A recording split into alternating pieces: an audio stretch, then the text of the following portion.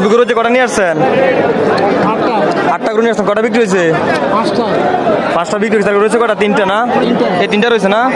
দর্শক বন্ধুরা, আমরা এই মুহূর্তে দেখতে পাচ্ছি চণ্ডীমুড়া হাটে মুরগি 8টা গরু নিয়ে আসছে, কিন্তু এখন 5টা বিক্রি হয়ে গেছে আর 3টা গরু রয়েছে। তো এই 3টা গরুর দাম চাচ্ছেন কত টাকা? কত? দর্শক বন্ধুরা, আমি দেখতে পাচ্ছি 3টা বাছুর। এগুলি কি গরু ভাই? ষাঁড় গরু?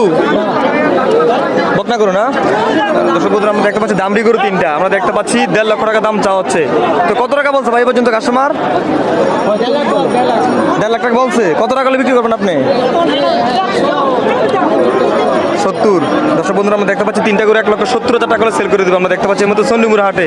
গরুগুলো কোন জায়গাতে নিয়ে আসছেন ভাই? নোয়াখালীর তো। দর্শক বন্ধুরা, নোয়াখালী থেকে আগত চণ্ডীমুড়া হাট আমরা দেখতে পাচ্ছি 8টা গরু নিয়ে আসছে আর 3টা গরু রয়েছে, 5টা বিক্রি হয়ে গেছে।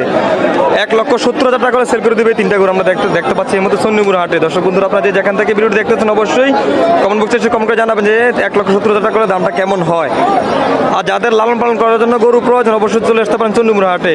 এই হাটটি প্রতি রোববার বসে থাকে। কুমিল্লা জেলা বড়ুয়া থানা লালমাই সংলগ্ন চণ্ডীমুড়া হাট। বড়ুয়া থানার মধ্যে সবচেয়ে বড় হাট চণ্ডীমুড়া গরুর হাট। দর্শক বন্ধুরা, আপনারা দেখতে পাচ্ছেন বাজারে কিন্তু অসংখ্য ক্রেতা বিক্রেতা রয়েছে আজকের হাটে।